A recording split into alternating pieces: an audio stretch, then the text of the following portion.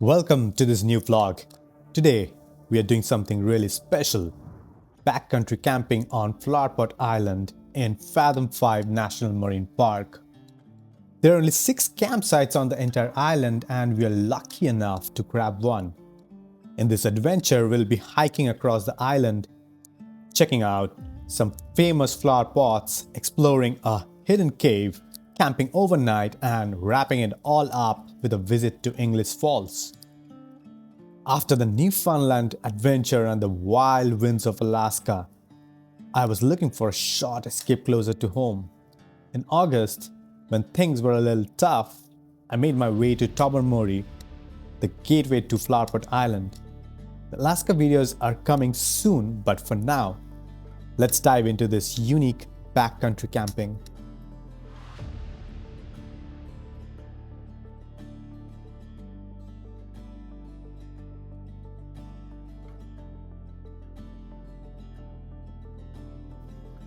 As the ferry pulls away from Tobermory, you can see the water churning in the back.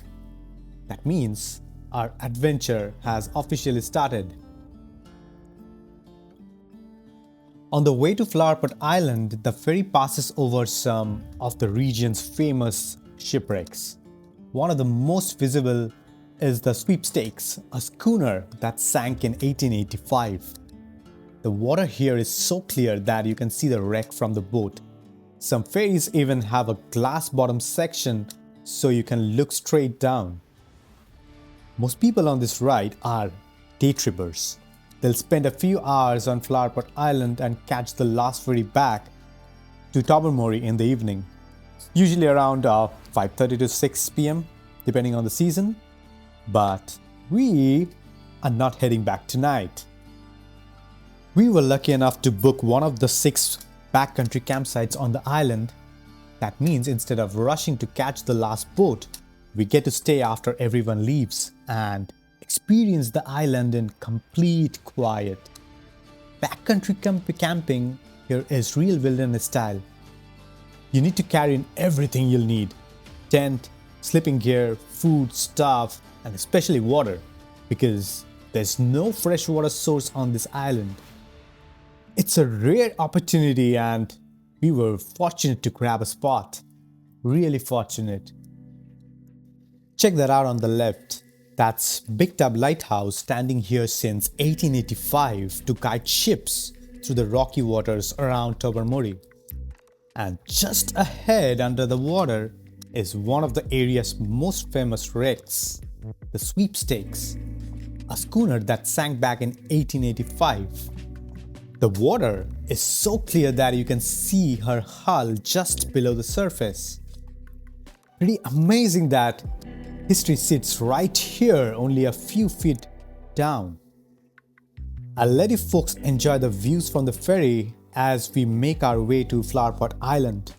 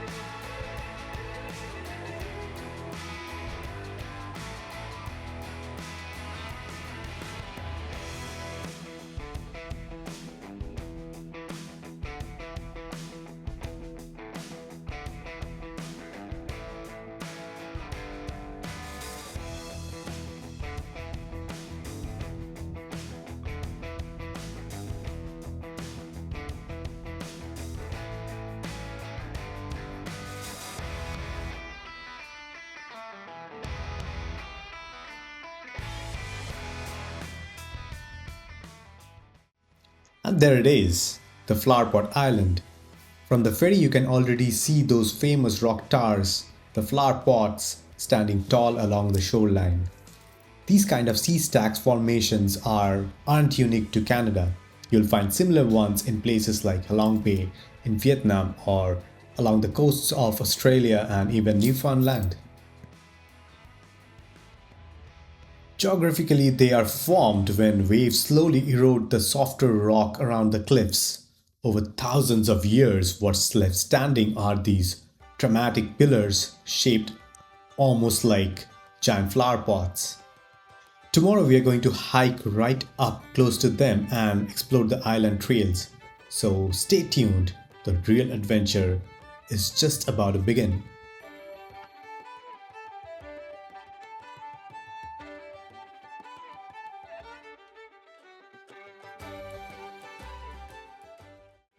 Alrighty, we are off the ferry and walking into Flowerpot Island to our campsite. Most people here are just day trippers, they'll explore a few hours and then head back on the evening boat. But we are staying the night. We were lucky enough to grab one of the only 6 backcountry campsites on the whole island. That means it's not too hard to find where we will be setting the camp. Just a short walk from the dock, tucked away in the trees.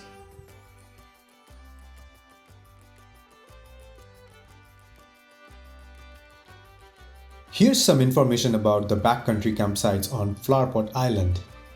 There are only 6 sites on the entire island and they must be booked in advance through Parks Canada as they fill up quickly.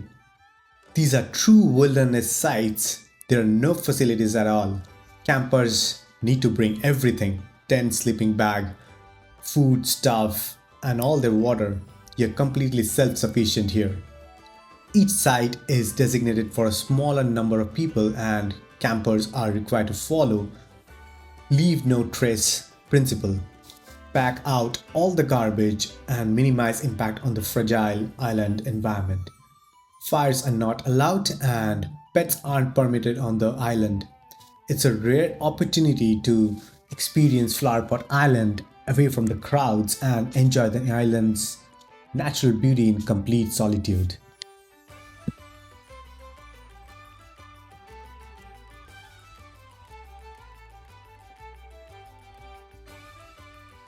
And here we are making some coffee. No camping is ever complete without a good cup of coffee. And yes, mosquito repellent or insect repellent is a must if you're here in summer. Trust me, you'll thank yourself later. We also brought along a garbage bag and I'd encourage everyone to do the same.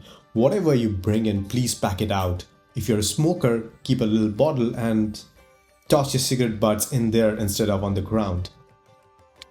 Later on, I'll show you how people have even left things like coffee cups on the trail. And honestly, it doesn't just hurt the environment, it really takes away from the joy for everyone else visiting such a beautiful place. So let's all do our part to keep Flowerpot Island clean and let the next visitors enjoy it as much as we do. And it's not only for Flowerpot Island, do it everywhere in the world. Leave no trace.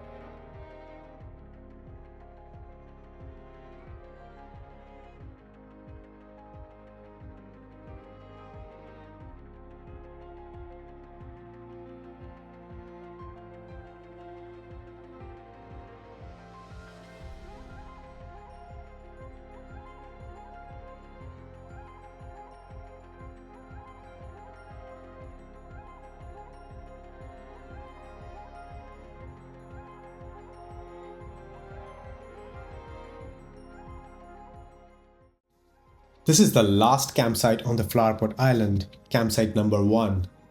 After this point, it's just forest and trails. Pretty soon, night started to fall, and with it came the rain. Things got a little messy, but honestly, that's part of the fun.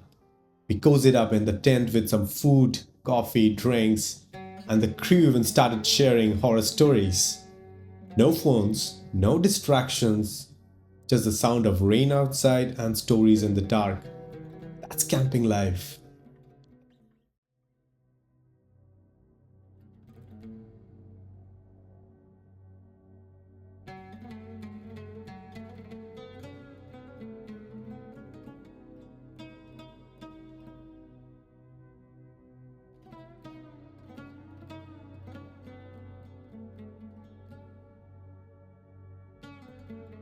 Alrighty, good morning, buenos dias, ohayo gozaimasu, namaste, shuprabhat.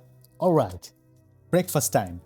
Today we are keeping it simple with instant noodles, and it's not just any noodles, good old Maggi. If you grew up in South Asia, you would know exactly what I'm talking about. Maggi noodles are like a childhood classic, quick, comforting, and always there when you need them. Every kid grew up having Maggi after school, on rainy days or late at night, so it feels like kind of perfect to have it here out in the wild as our camping breakfast. I'm excited. Check out these rocks. See all the little round holes? These are called solution pits. Limestone is a soft rock, and over thousands of years, rainwater and lake water, which are slightly acidic, slowly dissolve the rock surface. Water collects in these little depressions, freezes, and thaws in winter, and bit by bit, the holes get bigger and deeper. It's basically nature's slow motion carving. Pretty wild to think that every one of these pits is a little timeline of weather and water at work. Amazing. Alright, now that we have packed up and dumped all our garbage where it belongs, it's time to hit the trails. We are going to hike across the island, get up close to the famous flower pots, explore some of the caves along the way, and finally make our way to the main beach area, which is usually where the most day trippers hang out. Let's go check it out.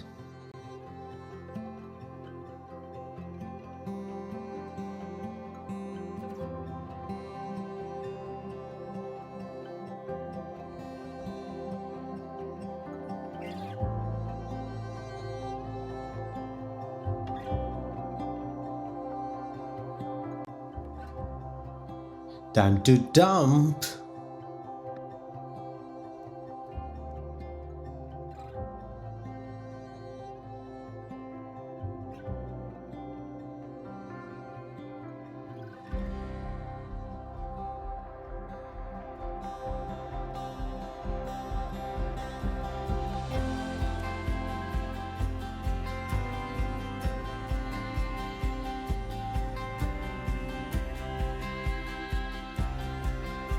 Most probably that's the first ferry coming in this morning.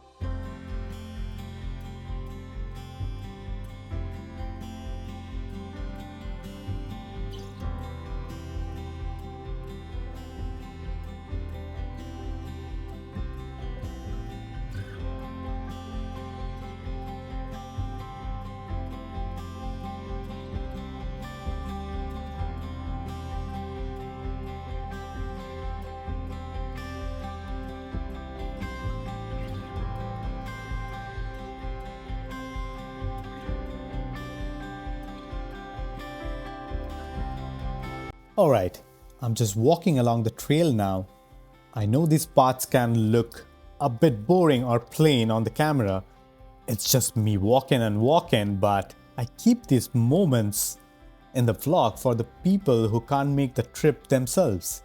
Sometimes it's just nice to sit back and follow the path with me and enjoy the ride from wherever you are. But don't worry, the good stuff is coming. Very soon we'll get up close to the iconic flower pots, check out some hidden caves and see all the spots that make this island so special. Hang in there, the views are worth it.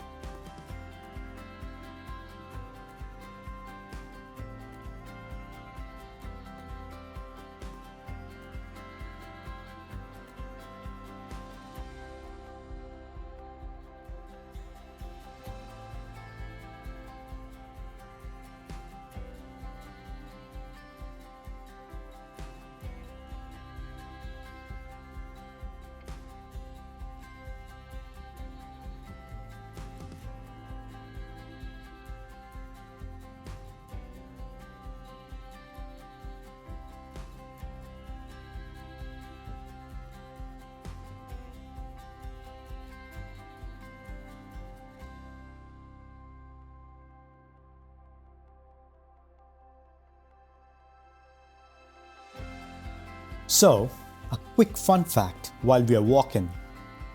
These famous flower pots weren't carved by humans or anything. They're completely natural and they have taken thousands of years to form. Basically, Flowerpot Island is made of limestone, which is a softer kind of rock.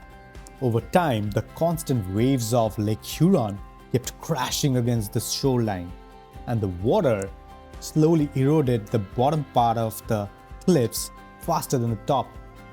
It's a process called wave erosion.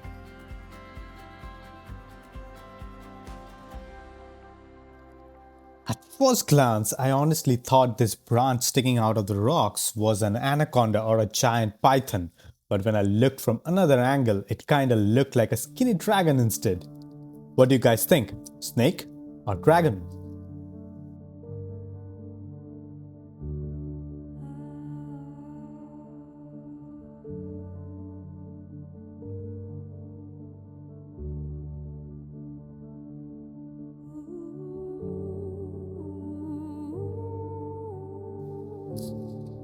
Now, here's the cool science part. The top section of the stacks have a harder, more resistant layer of limestone. So while the waves kept chewing at the bottom, the top stayed strong. Eventually, the cliffs separated from the shoreline, leaving all these tall, narrow pot-shaped rock towers. That's why they look like giant stone flower pots, wide at the top, narrow in the middle, and standing all alone. It's nature's version of sculpting, just using water, wind, and a whole lot of time, like thousands of years. And they continue to change even today. Tiny pieces fall off, plants grow on top, and the shapes slowly shift. So the flower pots you see now aren't exactly the ones people saw decades ago. Nature's always working.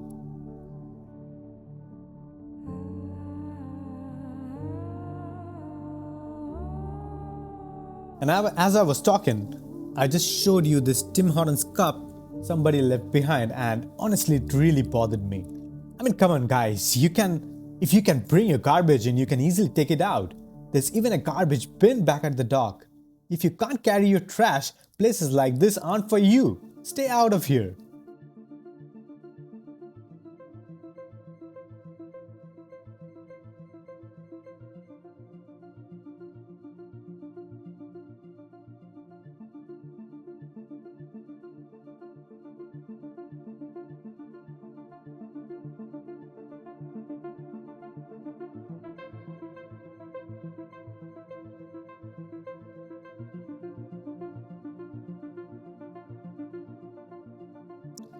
Okay, sorry for the rant. Actually, no, I'm not sorry.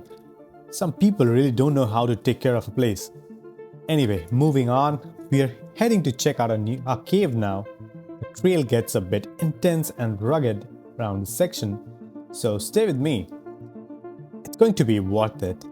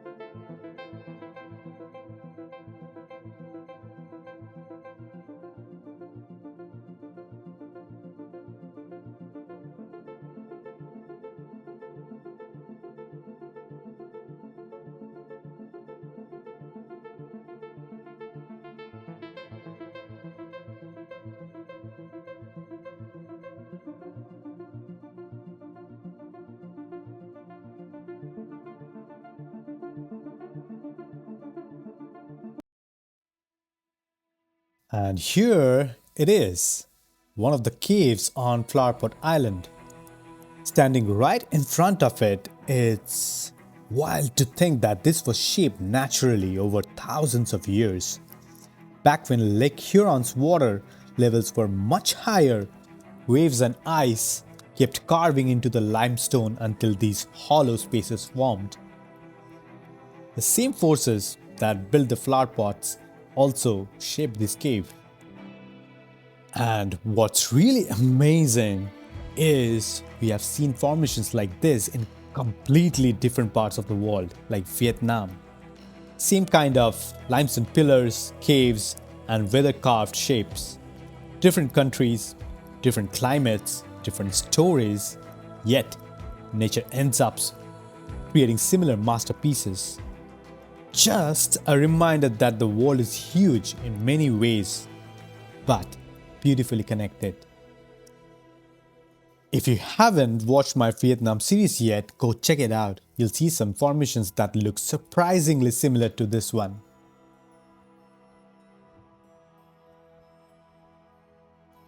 Yet another lesson from nature: people fight over color, religion, and all sorts of things, but really it's the same everywhere. Just different countries, different climates, and honestly, there's kind of beauty in that.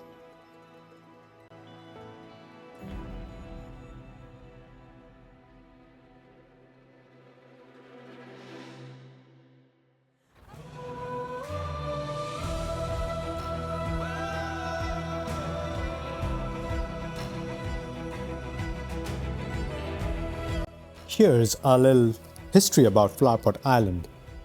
These waters were an important landmark for indigenous people and early European sailors navigating Georgian Bay.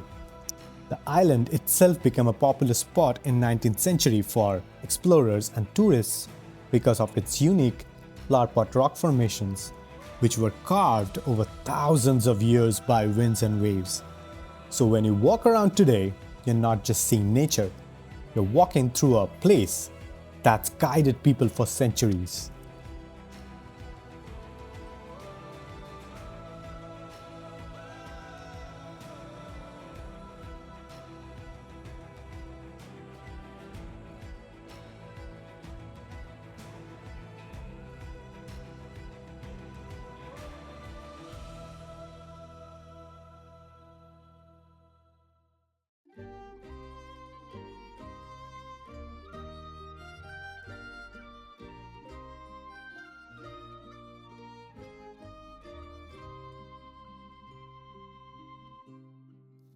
And just like I mentioned earlier in the vlog, the authorities here also remind visitors that there's no garbage pickup here on the island, so please be responsible and take your trash with you.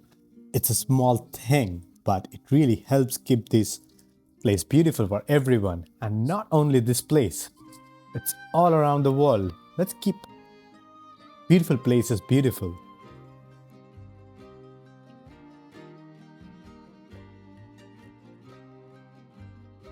This out.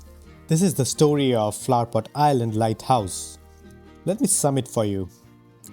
This was built way back in 1897 because the shipping lanes here in Lake Huron was absolutely packed and super dangerous. The light was crucial for guiding boats and safely past Tobermory. The island is now part of the Fathom 5 National Marine Park. And get this, the park has 21 shipwrecks on the bottom. The sign even mentions a heroic keeper named Dan Smith, who saved a crew from a wreck called the Marion L. wreck in 1900s. Unfortunately, the original structure was destroyed, but amazing volunteers, the Friends of Fathom 5, stepped up to restore the old lightkeeper's house. You can visit the site and check out the incredible history for yourself.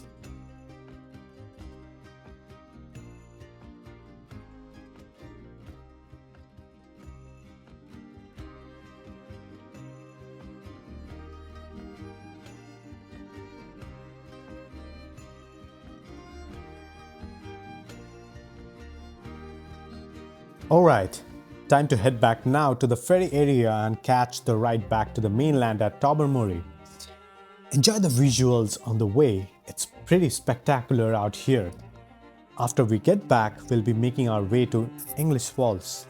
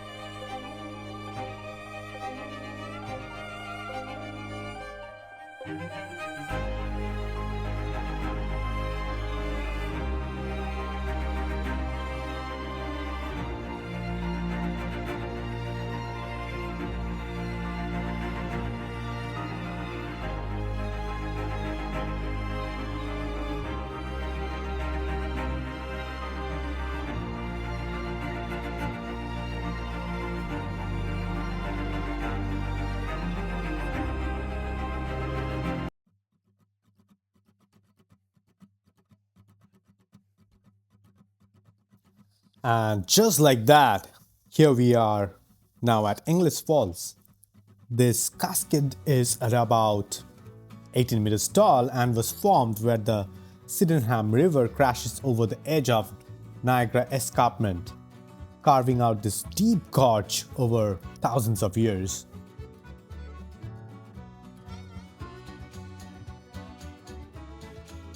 What I'm standing in now is part of Inglis Falls Conservation Area, a 200-hectare natural space with hiking trails, old geological potholes, and tons of ferns.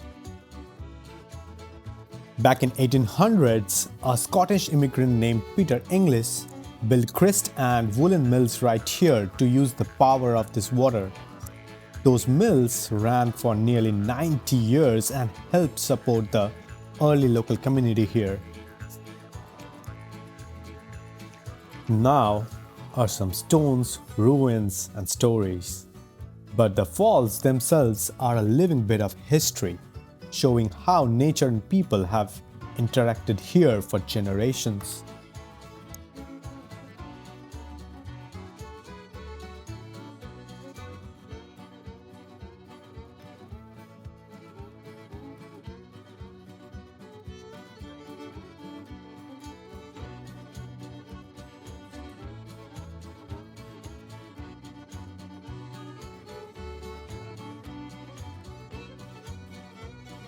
So here we are at the end of this vlog. I hope you enjoyed it. The videos from Alaska are absolutely spectacular, but I've been juggling life and a ton of footage, so editing is taking a bit longer than I hoped. I hope this little Flowerpot Island vlog was a nice filler for now. The Alaskan adventure are coming very soon, and shortly I'll be traveling to one of the most beautiful countries in the world. So stay tuned.